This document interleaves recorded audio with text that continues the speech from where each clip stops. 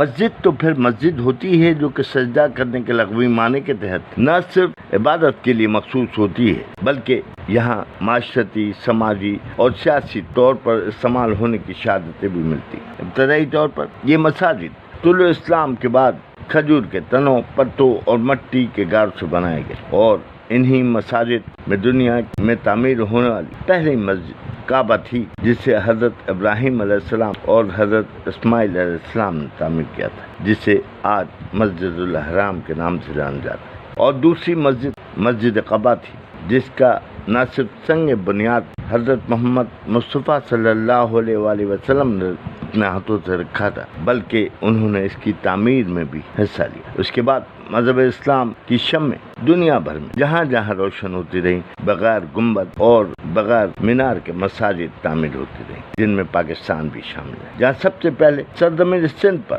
مسجد بنی اور اس کے بعد ملک کے دیگر علاقوں میں مساجد کی تعمیر شروع ہو گئی۔ یہی وجہ ہے کہ اس وقت پاکستان بھر میں لاتعداد قدیم مساجد آج بھی پورے جاہ و جلال کے ساتھ نہ صرف موجود ہیں بلکہ وہاں سے اللہ اکبر کی صدائیں گونج رہی ہیں۔ میں ہوں مسافر پاکستانی مختار احمد بھائی جی، کیمرامین شبیر بھٹی کے ساتھ ملتان کے قدیم علاقے چوڑی سرائے کے قدیم مسجد کے اندر۔ روایت یہ ہے کہ حضرت محمد مصطفیٰ صلی اللہ علیہ وآلہ وسلم کے اعلان نبوت کے بعد اسلام کا پیغام لے کر نکلنے والے صحابہ اکرام، اولیاء اکرام، بزرگان دین نے دنیا بھر میں مساجد کی تعمیر شروع کر دی، اور اسی حوالے سے ان بزرگان دین نے ملتان میں ایک ٹیلے پر ایک مسجد تعمیر کی تھی۔ حالانکہ وہ ہندوؤں کا اکثریتی علاقہ تھا، مگر اس کے باوجود مسجد کے تعمیر کے بعد وہاں سے نہ صرف اللہ اکبر کی صدائیں گونجنے لگی بلکہ 5 وقت کی نماز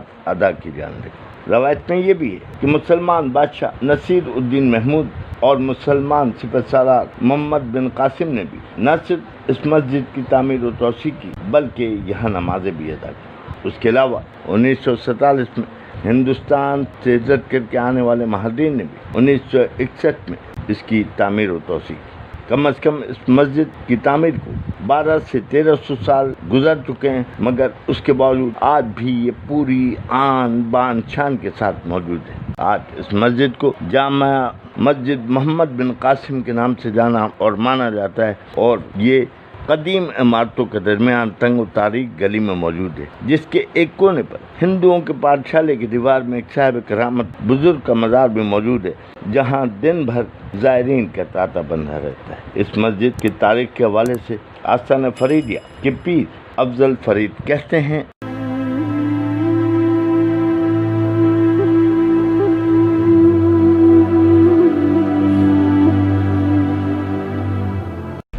اس مسجد کے بارے میں ہمارے اطلاعات یہ تھی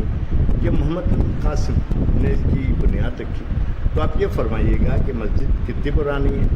اور جو ہے اس مسجد میں آج تک یہ جو ہے قائم و دائم ہے، پھر یہاں عبادات ہوتی ہیں، اس کے علاوہ اور کون سی تقریباً؟ جی الحمدللہ، جب حضور علیہ الصلوۃ والسلام نے نبوت کا اعلان کیا، پوری دنیا میں اسلام کے لیے انہوں نے اپنے صحابہ کرام کو بھیجا، اسلام پوری دنیا میں پھیلا، تو یہ ملتان ایک قدیم شہر ہے، اس کی تاریخ حضرت نوح علیہ السلام کے دور سے بھی پہلے کی ملتی ہے۔ تو یہاں پر صحابہ کرام نے دین کی تبلیغ کی، تو اس مسجد کے بارے میں یہاں کی تاریخ کا لکھا جاتا ہے کہ یہ حضور صلی اللہ علیہ وسلم کے دور سے ہے۔ تو آہستہ آہستہ جیسے مسلمانوں کی تعداد بڑھتی گئی، پھر جیسے مختلف حکمران آتے رہے، جب یہ برصغیر تھا تو نصیر الدین محمود اس نے بھی اس کی یعنی کہ سنگ بنیاد رکھی۔ جب ملتان کو فتح کیا گیا تو محمد بن قاسم انہوں نے اس کا سنگ بنیاد دوبارہ رکھا، تو انہوں نے یہاں پر جب ملتان فتح کرنے کے بعد فجر کی نماز انہوں نے حضرت شاہ رخ عالم کے قریب ایک مسجد ہے وہاں پر انہوں نے نماز ادا کی، اور ظہر کی نماز انہوں نے یہاں پر ادا کی۔ تو یہ بڑی ایک تاریخی مسجد ہے، ملتان کی تاریخ ہے کہ ملتان ایک قدیمی شہر ہے، اور یہاں پر بہت قدیم مزارات ہیں، ایسی مقدس جگہیں ہیں کہ جن کو ہم دیکھیں تو ہمیں اسلام کی تاریخ کے بارے میں علم ہوگا۔ یہ مسجد ملتان کا شہر جو اندرون شہری علاقہ ہے، یہ چوڑی سرائے وہاں پر یہ موجود ہے،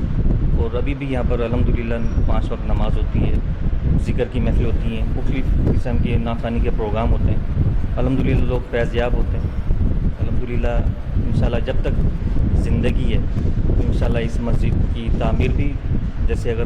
خستہ حالت ہوتی ہے تو تعمیر ہوتی رہے گی، اور نمازی انشاءاللہ یہاں پر 5 वक्त नमाज कायम करेंगे। सर ये फरमाइएगा कि इस वक्त ये मस्जिद क्या औकाफ के ज़ेर सर औकाफ के पास है, और औकाफ यहाँ किस किस्म के क्या काम है?